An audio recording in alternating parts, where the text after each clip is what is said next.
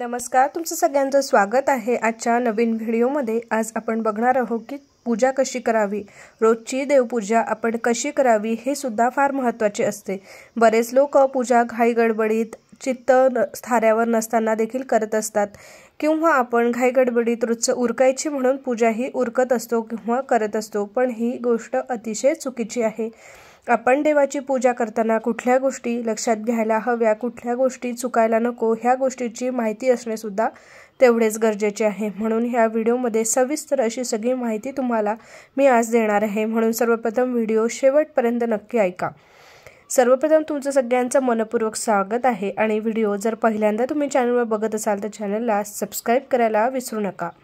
सर्वप्रथम आंघोळ करून स्वच्छ कपडे घालावे, तुमच्या पूजेच्या वेदीवर जावे आणि कपड्याच्या तुकड्यावर किंवा चटईवर बसावे। आपल्या संवेदना एकत्र कराव्या आणि आपले लक्ष देखील केंद्रित करावे। आराधनेसह देवतांवर लक्ष केंद्रित करून आपले हृदय आणि मन शांत करावे। वेदी आणि मूर्ती स्वच्छ कराव्या, यासाठी तुम्ही पाण्याचे काही थेंब शिंपडू शकता। मूर्ती पुसण्यासाठी विशेष कापड आपण नेहमी वेगळा ठेवावा। त्यानंतर तुम्ही मूर्तींना कुंकुम चंदन लावू शकता किंवा तुमच्या चवीनुसार किंवा तुमच्या इष्टदेवता तांदळाचे पीठ, धान्य, शेंगा किंवा फुलं इत्यादींनी बनवलेल्या रांगोळी आणि कोलम डिझाईननुसार तुम्हाला हवी असलेली कुठलीही सजावट सुद्धा आपण यामध्ये करू शकता, परंतु हे देखील आवश्यक नाही। जर तुमच्याकडे मूर्ती नसेल तर तुम्ही सपाट चित्र किंवा खोदकाम करून सुद्धा वापरू शकता। जेव्हा तुमचं लक्ष केंद्रित करता तेव्हा त्या स्वरूपाची, त्यांच्या गुणधर्माची कल्पना तुमच्या मनामध्ये निर्माण करण्यास मदत करते। देवांचा दूत अग्निदेवाला आवाहन करण्यासाठी वेदीवर प्रकाश ज्वाला, तुम्ही पारंपरिक दिवा वापरू शकता। आधुनिक मेणाच्या मेणबत्त्या सुद्धा आपण वापरू शकतो। ज्यांना मेणबत्त्या लावायची आवड असेल त्यांनी मेणबत्ती सुद्धा लावायला हरकत नाही। यासाठी तुम्हाला वेदीवर धूप सुद्धा लावता येईल। मूर्तींना जागृत करण्यासाठी घंटा वाजवावी। तुमची पूजा स्वीकारण्यासाठी देवतांचे लक्ष त्यांच्याकडे वळवा। सुरुवातीपासून आपण सर्वात आधी गणेशापासून सुरुवात करावी। त्याला साधे स्तोत्र किंवा मंत्रजप अवश्य करावा। सर्वप्रथम गणपती देवतेची पूजा अवश्य करावी। जर तुम्ही संध्यावंदन करत असाल तर आचमन आणि सावित्री गायत्री मंत्र करावा। आपल्या डाव्या हाताने एक चमचा पाणी घेऊन 3 घोट घ्यावे आणि उजव्या तळहाताच्या तळाशी ठेवावे आणि जप करावा। ओम अच्युताय नमः, ओम अनंताय नमः, ओम गोविंदाय नमः। प्रत्येक मंत्रानंतर 1 घोट घेणे आणि मग गायत्री उपासना जर तुम्हाला गुरुने शिकवली असेल तर पुढे करावी। काही लोक पुढे गुरुस्तुती सुद्धा करतात, इतर लोक पूजा संपल्यानंतर करतात, परंतु आपल्या गुरुचा सन्मान करणे देखील फार महत्त्वाचे आहे। आपण स्वामींचा तारक मंत्र किंवा स्वामींचा श्री स्वामी समर्थ हा मंत्र देखील पूजा करत असताना म्हणू शकतो। ह्या मंत्राचे सामर्थ्य सुद्धा खूप असल्याने हा मंत्र आपण जितका जास्त वेळा पठण करू किंवा आपण म्हणू तितकी त्याची कार्यक्षमता वाढते आणि आपला लाख जर जप झाला तर आपला जो जप आहे तो आपल्याला सिद्ध होतो। तसेच आपल्याला गणेशानंतर तुम्ही तुम्हाला पाहिजे असलेल्या कुठल्याही देवतेची पूजा करू शकता। ह्या प्रश्नांना आपण आपल्या घरामध्ये जे काही देव्हाऱ्यामध्ये देव असतील त्यांची आपण पूजा अवश्य करावी। तसेच आपण मंत्राचा उच्चार अवश्य करावा, याला फार महत्त्व आहे। तुम्हाला हवे असल्यास तुम्ही जपमाळा वापरून देवाच्या नावापैकी 1 किंवा अधिक जप सुद्धा करू शकता। 108 ची 1 फेरी चांगली असते। आरती ही करावी। तुम्ही हे फक्त पेटवलेल्या अगरबत्तीनेही करू शकता, परंतु अधिक योग्यरित्या तुम्ही दिव्यात कापूर लावावा आणि त्याचा वापर करावा। शेवटी शरण जाऊन नतमस्तक व्हावे आणि शेवटी देवतांना विनम्रपणे त्यांच्या निवासस्थानी परत पाठवावे। आपल्याला देवांची स्वच्छता जशी महत्त्वाची आहे तशाच पद्धतीने आपला जो दिवा आपण रोज लावतो आहे तो सुद्धा आपला घासून पुसून नीट घ्यावा। फुले जी आहे ती रोजच्या रोज आपण नवीन ताजी घ्यावी। शिळी झालेली फुले आपण आपल्या देवघरामध्ये कधीही ठेवू नये। प्रथम गणेशाची पूजा करावी, नंतर आपल्या कुलदेवतेची पूजा करावी। शांतपणे बसावे आणि आपल्या माहीत असलेल्या श्लोकाचे पठण करावे। पूजा करताना समई आणि उदबत्ती लावून घ्यावी. समईला गंध लावून घ्यावे आणि त्यानंतर घंटीची देखील पूजा करावी आणि घंटी वाजवावी. सगळ्या देवांना पाण्याने स्नान घालावे. स्वच्छ पुसून सगळ्या देवांना टिळा देखील लावावा. तसेच सगळ्या देवांना फुले वाहावेत. नंतर नैवेद्य दाखवून झाल्यानंतर तुपाचे निरांजन लावून आरती देखील करावी. आपण दररोज उठल्यानंतर देवपूजा करतो आणि देवपूजा हा आपल्या भक्ती आणि श्रद्धा विश्वास यांचा परिपाक आहे. देवपूजा करताना काही जणांकडून काही चुका होतात किंवा काही जणांना देवपूजा कशी करावी याची माहिती देखील नसते. देवपूजा करताना काही महत्त्वाचे नियम तुम्ही पाळले पाहिजे. त्यामुळे नक्कीच लक्ष्मी माता तुमच्यावर प्रसन्न राहील. घरात देवपूजा ही दररोज केली पाहिजे. दररोज नित्यनेमाने पूजा केली तर घर हे प्रसन्न राहते. देवाची पूजा करताना तुमचे मन हे नेहमी प्रसन्न असावे, म्हणजे तुमच्या घरातील सगळे सदस्य सुखी राहतात आणि घरातील सगळ्यांच्या इच्छा देखील पूर्ण होण्यास मदत मिळते. देवपूजा हा आपल्या भक्ती, श्रद्धा आणि विश्वास यांचा परिपाक आहे. प्रातःकाली स्नान झाल्यानंतर देवपूजा करावी. सर्व पूजा सामग्री एकत्र करून देवासमोर बसावे. पाणी भरलेला पाण्याचा तांबा देवाच्या उजवीकडे ठेवावा.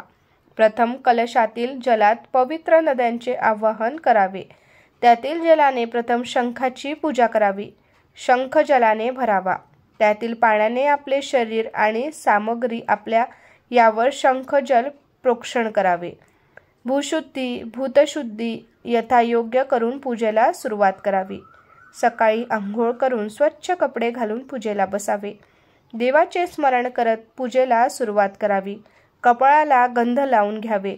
समई आणि उदबत्ती लावून घ्यावी. समईला गंध लावून घ्यावे. घंटीची पूजा करावी. सगळ्या देवांना स्वच्छ घासून पुसून टिळा देखील लावून देवांना फुले अर्पण करावी. नैवेद्य दाखवून झाल्यानंतर तुपाचे निरांजन लावून आरती देखील करावी. देवपूजा करताना नेहमी स्वच्छ आणि धुतलेले कपडे घालूनच पूजा करावी. देवाची पूजा करताना नेहमी आसनावर बसूनच पूजा करावी. आपले आसन देवापेक्षा उंच नसावे. पूजेला सुरुवात करताना स्वतःच्या कपाळाला कुंकवाचा टिळा आणि गंध लावावे. पूजा करताना आपले मन हे एकाग्र असावे. देवपूजा करताना मध्येच उठू नये. पूजा करताना घंटाही देवघरात ठेवतानाही आपल्या डाव्या हाताला ठेवावी. शंख हा आपल्या उजव्या हाताला ठेवावा. तुपाचे निरांजन हे नेहमी आपल्या उजव्या बाजूला ठेवावे. विड्याची पाने पूजेसाठी वापरताना ते नेहमी पालथे आणि देवाकडे देठ ठेवावे. नारळ ठेवताना नारळाची शेंडी ही देवाकडे ठेवावी. पूजेच्या वेळी कधीही दिव्याने दुसरा दिवा लावू नये. देवाला नमस्कार करताना चप्पल घालून नमस्कार करू नये. तसेच देवघरात चप्पल देखील आणू नये. तसेच देवपूजा करताना देवांना आवाहन करावे. देवाचे नाव घेत देवाला आवाहन करावे. यात देवाला अक्षदा वाहाव्यात. आसन, देवाला आसन बसायला आसन द्यावे. देवाचे पाय धुवावे. गंध, फुलं, नाणे, सुपारी एकत्र घेऊन पाण्याबरोबर देवाला अर्पण करावे. आचमन, देवाच्या मूर्तीवर पळीने पाणी सोडावे. देवाला पाण्याने स्नान घालावे. प्रथम दुधाने स्नान, नंतर शुद्ध पाण्याने स्नान घालावे. नंतर गंध, अक्षदा, फुलं वाहून नमस्कार करावा. नंतर देवाला दह्याने स्नान घालावे. नंतर शुद्ध पाण्याने स्नान घालावे. नंतर गंध, अक्षदा, फुलं वाहून नमस्कार करावा. घृतस्नान म्हणजे देवाला तुपाने स्नान घालावे. नंतर शुद्ध पाण्याने स्नान घालावे. नंतर गंध, अक्षदा, फुलं वाहून नमस्कार करावा. देवाला मधाने देखील स्नान घालावे. नंतर शुद्ध पाण्याने स्नान घालावे. नंतर गंध, अक्षदा, फुलं वाहून नमस्कार करावा. देवाला साखरेने स्नान घालावे. नंतर शुद्ध पाण्याने स्नान घालावे. नंतर गंध, अक्षदा, फुलं वाहून नमस्कार करावा. हे होते पंचामृत स्नान. गंधोदक स्नान म्हणजे देवाला थोडे गंध आणि पाणी एकत्र करून स्नान घालून शुद्ध पाण्याने स्नान घालावे. नंतर गंध, अक्षदा, फुलं व्हावे आणि नमस्कार करावा. उदबत्ती, दिवा ओवाळून पंचामृत आणि दूध साखरेचा नैवेद्य दाखवावा. ज्या देवाची पूजा करत आहात त्या देवाची स्तुती, मंत्र, श्लोक म्हणत देवावर पाण्याने अभिषेक करावा. अभिषेक झाल्यावर देवाला अत्तराने स्नान घालून कोमट पाण्याने देवाची मूर्ती स्वच्छ करावी. नंतर देवाला स्वच्छ वस्त्राने पुसून आसनावर ठेवावे. वस्त्र देवाला कापसाचे वस्त्र व्हावे. यज्ञोपवीत म्हणजे देवाला जानवे घालावे. आचमनासाठी आपल्या उजव्या हातावर ताम्हणात पाणी सोडावे. देवाला अनामिकेने चंदन लावावे. नंतर देवाला अलंकार घालावे. अलंकार नसल्यास अक्षदा वाहाव्या. परिमल द्रव्य अर्थात हळद, पिंजर, शेंदूर, अबीर देवाला वाहून अत्तर लावावे. पुष्प म्हणजे देवाला सुगंधी फुले, माळ, गजरे, तुळस, दुर्वा, बेलपत्र अर्पण करावे. धूप म्हणजे देवाला अगरबत्ती ओवाळावी. दीप म्हणजे देवाला शुद्ध तुपाचे निरांजन ओवाळावे. नैवेद्य म्हणजे देवाला नैवेद्य दाखवावा आणि दररोज साखरेचा नैवेद्य दाखवल्यास देखील काही हरकत नाही. जेवणाचा दाखवायचा असल्यास केळीच्या पानावर पदार्थ वाढावे. देवासमोर पाण्याने चौकोनी मंडल करून त्यावर नैवेद्याचे पान ठेवून अर्पण करावे. हात धुण्यासाठी, मुख पुसण्यासाठी, आचमनासाठी ताम्हणात 4 वेळा पाणी सोडावे.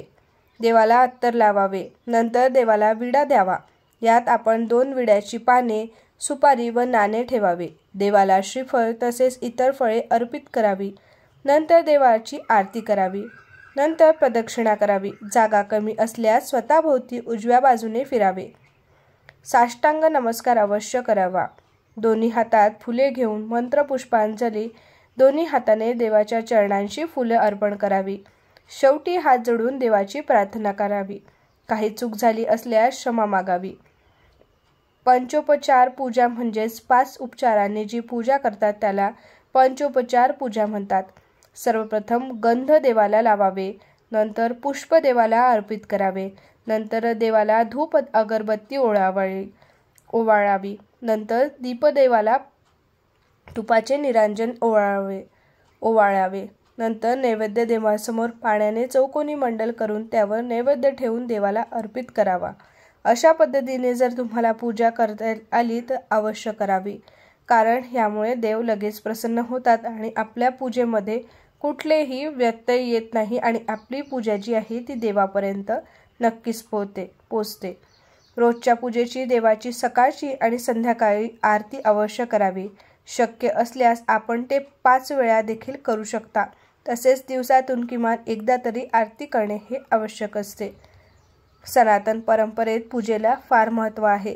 दर दिवशी देवाची पूजा करण्यासाठी काही नियम देखील आहे.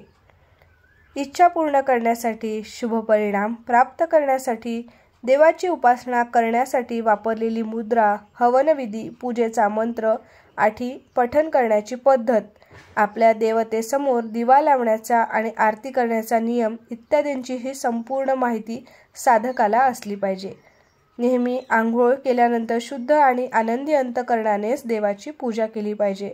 आपण नेहमी शुद्ध आणि पवित्र जमिनीवर आसन ठेवून देवाची आध्यात्मिक साधना केली पाहिजे. जमिनीवर लोकराच्या आसनीवरही बसून पूजा करू शकतो. देवाची दैनंदिन पूजा नेहमी ठराविक वेळी आणि ठराविक ठिकाणीच केली पाहिजे. आपल्या देवतेची पूजा नेहमी पूर्व, उत्तर आणि ईशान्य दिशेलाच केली पाहिजे. पूजा करताना आपली पाठ कधीही देवतेच्या दिशेने नसावी. तांब्याच्या भांड्यात चंदन ठेवू नये. देवतांना पातळ चंदन लावू नये. देवासाठी प्रज्वलित केल्या जाणाऱ्या दिव्याखाली तांदूळ ठेवणे देखील आवश्यक आहे.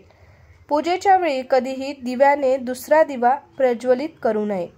दररोज पंचदेव म्हणजेच सूर्य, श्री गणेश, दुर्गा, शिव आणि श्री विष्णू देवाची पूजा केली पाहिजे.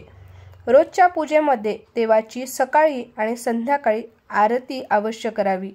शक्य असल्यास आपण ते 5 वेळा देखील करता येईल, पण किमान एकदा तरी आरती आपण अवश्य करावी. नेहमी उभी राहूनच आरती करावी. प्रथम ती आरती आपल्या देवाच्या पायाकडे 4 वेळा, नंतर 2दा नाभीच्या दिशेने, शेवटी एकदा चेहऱ्याच्या दिशेने ओवाळावी. असं करून एकूण 7 वेळा करावी. आरती केल्यानंतर त्यातून पाणी फिरवावे आणि प्रसादाच्या स्वरूपात सर्व लोकांवर शिंपडावे. आसन केल्याशिवाय पूजा करू नये. पूजेनंतर आपल्या आसनाखाली 2 थेंब पाणी ओतावे आणि कपाळावर लावावे आणि नंतरच जागेवरून उठावे. अन्यथा तुम्ही केलेल्या पूजेचे फळ देवराज इंद्राकडे जाते असं म्हणतात. म्हणून ह्या गोष्टी सुद्धा आपण पूजा करताना लक्षात ठेवणे तितकेच गरजेचे आहे. अशा पद्धतीने जर तुम्ही पूजा केली तर तुमची पूजा नक्कीच देवापर्यंत लगेच पोहोचेल आणि आपल्यालाही पूजेचे छान फळ असे देव नक्कीच देईल। तसेच काही महत्त्वाच्या गोष्टी म्हणजे घरातील देवघराला कळस असू नये। घरात देवपूजा करताना देवतेच्या मूर्तीची प्राणप्रतिष्ठा झालेली असणे देखील आवश्यक आहे। भग्न मूर्तीची पूजा कधीही करू नये। देवपूजेच्या वेळेस इतरांशी देखील बोलू नये। देवपूजा करण्यापूर्वी स्वतःच्या कपाळी गंध आणि कुंकवाचा टिळा अवश्य लावावा। शरीर शुद्धीसाठी भस्मलेपन अवश्य करावे। देवाचे आसन आपल्या आसनापेक्षा जास्त उंचीचे असावे। शंख आणि घंटेशिवाय देवपूजा करू नये। देवघरातील शंखाला अक्षदा वाहू नये। देवपूजेसाठी शिळे जल, पाणी, शिळी फुले वर्ज्य असतात। मात्र तुळशी पत्र, तीर्थोदक, शिळी असती तरी चालतील याची विशेष काळजी घ्यावी। तर्जनीने म्हणजे अंगठ्याजवळच्या बाजूच्या बोटाने देवाला गंध वाहू नये। यासह एका दिव्यावरून दुसरा दिवा देखील प्रज्वलित करू नये। देवघरात देवांच्या तसबिरी, फोटो लावताना त्या एकमेकांसमोर लावू नये। देवांची आरती करताना निरांजन देवाच्या मस्तकावरून नेऊ नये। देवांच्या उजव्या बाजूस तुपाचा आणि डाव्या बाजूस तेलाचा दिवा लावावा। देवाला अर्पण करण्याचा नैवेद्यावर तुळशीपत्र ठेवून नंतरच अर्पण करावा। नैवेद्य दाखवताना देवापुढे पाण्याचे चौकोनी मंडळ काढून त्यावरच मग नैवेद्य ठेवावा। देवाला नैवेद्य दाखवल्यानंतर तो लगेच खाऊ नये। तो 10-15 मिनिटे ठेवून नंतर खावा। देवाला प्रदक्षिणा आणि नेहमी विषम संकेत घालावी। जागा नसल्यास स्वतःभोवती उजवीकडून डावीकडे असे गोल फिरावे। हे होत्या छोट्या छोट्या गोष्टी ज्या पूजा करताना पालन केल्यास आपल्या घरात देवतांची सदैव कृपा राहील। आपल्याला जी काही दुःखे, संकटे, ताणतणाव असतील त्यांचे हरण होईल। अशा पद्धतीचे व्हिडिओ आवडल्यास चॅनलला सबस्क्राईब करायला विसरू नका। श्री स्वामी समर्थ। जय जय स्वामी समर्थ।